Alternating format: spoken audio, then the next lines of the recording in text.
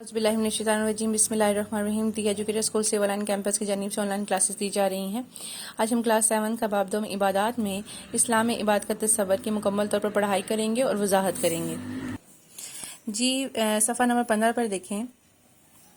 آج ہم پڑھیں گے کہ اسلام میں عبادت کا تصور کیا ہے اور یہ کیوں ضروری ہے اور اس کا جامع نظام کیا ہے اور کس کی ادائیگی اللہ تعالیٰ کی عبادت ہے اور اس کی تعلیمات پر کون سی تعلیمات پر عمل کرنا عبادت ہے اور اللہ تعالیٰ نے کیا ارشاد فرمایا ہے۔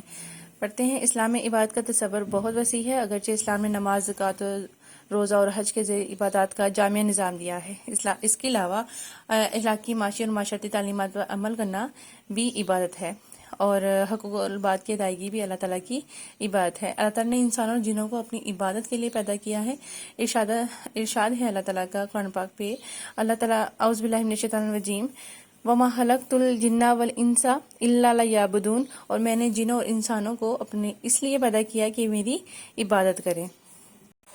آج جو ہم سب سے پہلے پڑھیں گے، جو عبادت کا جو تصور ہے، اس میں سب سے پہلا جو یہاں پہ ایک جامع نظام بتایا گیا عبادت کے بارے میں، یہ جو سب سے پہلا جو عمل ہے، جو سب سے افضل ہے، جو اللہ تعالیٰ کو بہت محبوب ہے، جو دین کا ستون ہے، وہ کیا ہے اور سب سے پہلے کس کے بارے میں سوال کیا جائے گا؟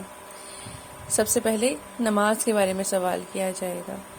جو بندہ اپنے رب کے سامنے عاجزی کے ساتھ، انکساری کے ساتھ اپنے سر کو جھکا کر سجدہ کرتا ہے تو اللہ تعالیٰ کی بڑائی کو بیان کرتا ہے۔ اسی لیے نماز کو مومن کی معراج کہا گیا ہے۔ نماز برائی اور بے حیائی کے کاموں سے روکتی ہے۔ نماز مسلمانوں پر روزانہ 5 بار فرض ہے۔ کتنی بار فرض ہے؟ 5 بار فرض ہے۔ یہاں پر نماز کے بارے میں مکمل طور پر بتایا گیا ہے کہ وہ سب سے افضل ہے عبادات میں، اور نماز جنت کی کنجی ہے۔ جو دوسرا بنیادی ارکان ہے، جو سب سے اہم ہے، آج اس میں ہم دیکھیں گے کہ زکوٰۃ کون سی عبادت ہے، اس کے بنیادی ارکانوں میں سے یہ کون سا ارکان ہے اور قرآن پاک میں اس کے بارے میں کیا ارشاد فرمائے گئے ہیں اور کون سے مصارف بتائے گئے ہیں، اور نماز کی ادائیگی کے بعد کس کی ادائیگی ضروری ہے، اس کے فائدے کیا ہیں، اس کے نقصانات کیا ہیں، آج مکمل طور پر اس کے بارے میں ہم پڑھیں گے۔ زکوٰۃ ایک مالی عبادت ہے اور اس کی ادائیگی سے مال پاک ہو جاتا ہے۔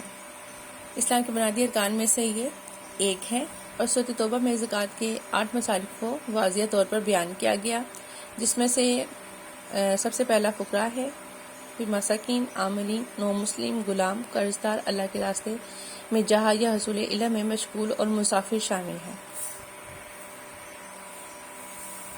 اللہ تعالیٰ کی عطا کردہ رزق میں سے اس کی رضا کی خاطر اس کے راستے میں مال خرچ کرنا بہت اعلیٰ عبادت ہے، اور نماز کی ادائیگی کے ساتھ ہی اس کی ادائیگی کا حکم دیا گیا ہے۔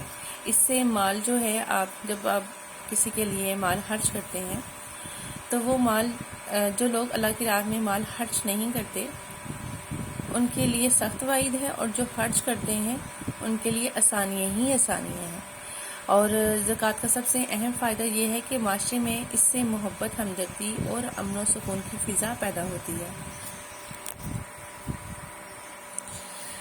دوسرا اہم بنیادی ارکان روزہ ہے، اور روزہ بھی اسلامی بات میں سے ایک اہم بات ہے۔ ہمارے نبی نے فرمایا کہ اللہ تعالیٰ کہتا ہے کہ مجھے منہ کی بو سے مشک کی خوشبو زیادہ پسند ہے۔ یہ ایسی بات ہے جس میں ریاکاری یا دکھلاوا نہیں ہوتا، اور اللہ تعالیٰ یہ بھی فرماتا ہے کہ روزہ میرے لیے ہے اور میں خود اس کا اجر دوں گا۔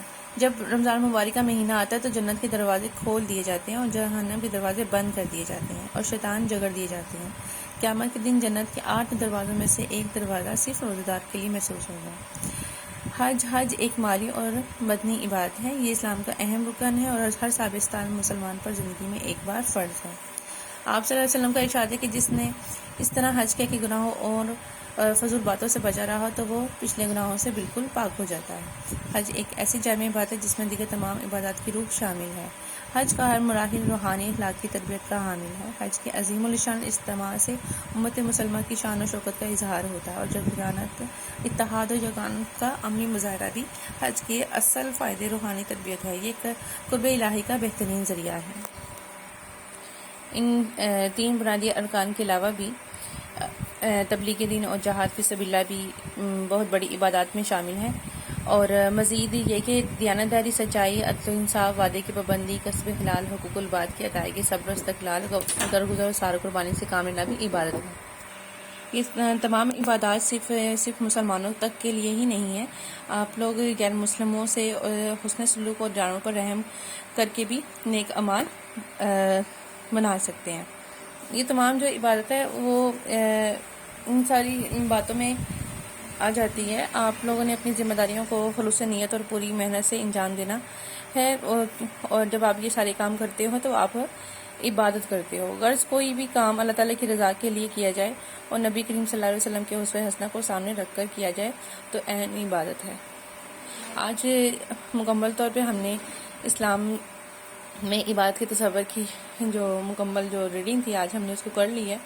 آپ لوگوں نے گھر میں بار بار اس کی ریڈنگ کرنی ہے، اچھی طرح اس کی پریکٹس کرنی ہے، بار